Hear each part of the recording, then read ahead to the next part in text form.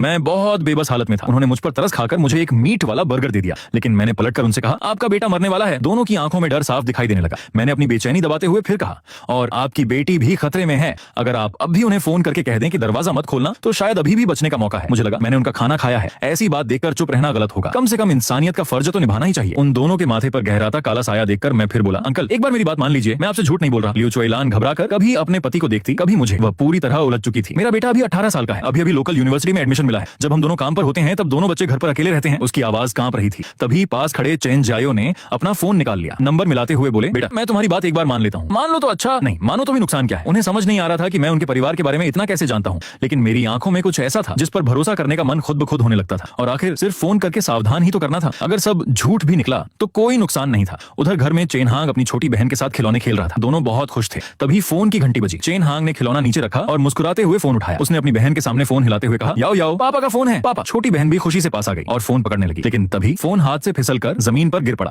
इधर लगातार कॉल करने के बाद भी बेटे का फोन न उठने पर लियू चुएलान और चेन जायो के चेहरे का रंग उड़ गया। जो लोग कुछ देर पहले तक मेरी बात पर शक कर रहे थे, अब उनकी आंखों में डर साफ दिखाई दे रहा था। दोनों एक साथ मेरी तरफ देखने लगे। मैंने तुरंत अपना फोन निकाला और पुलिस को कॉल कर दिया। फिर उन्हें शांत रहने का इशारा करते हुए कहा, अभी बच्चों को कुछ नहीं हुआ है, एक बार फिर कॉल कीजिए। लियू चुएलान का दिल जोर जोर से धड़क रहा था।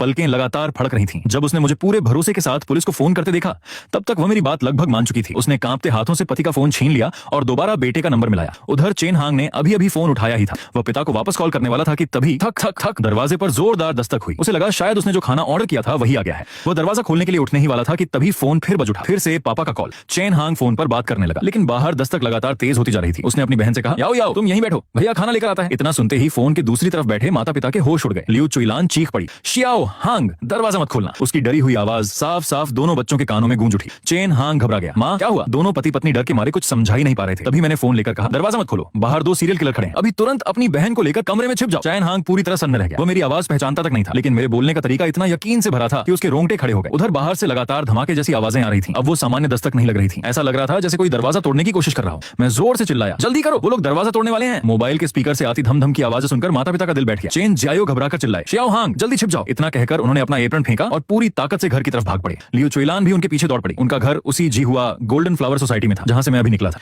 उधर चेन हांग अभी भी पूरी तरह यकीन नहीं कर पा रहा था, लेकिन बाहर की आवाजें सच में बहुत डरावनी थी। वो अब दस्तक नहीं लग रही थी, बल्कि किसी के दरवाजा तोड़ने जैसी आवाजें थी। आखिर उसने मेरी बात मान ली। उसने तुरंत अपनी छोटी बहन को गोद में उठाया और दोनों भागकर बेडरूम में घुस गए। दरवाजा अंदर से लॉक कर दिया। फिर कमरे में रखा कंप्यूटर टेबल घसीटकर दरवाजे के आगे अड़ा दिया। सब कुछ करने के बाद वह हांफते हुए फोन पर बोला, माँ मैंने दरवाजा बंद कर लिया है। पीछे दौड़ती हुई लियू चुएलान फोन कसकर पकड़े हुए थी। बेटे की आवाज सुनने के बाद भी उसका दिल शांत नहीं हो रहा था, क्योंकि उसने साफ साफ सुना था बाहर 2 सीरियल किलर खड़े हैं और ऐसे खूंखार लोगों के सामने सिर्फ एक बंद दरवाजा कितनी देर टिक पाएगा।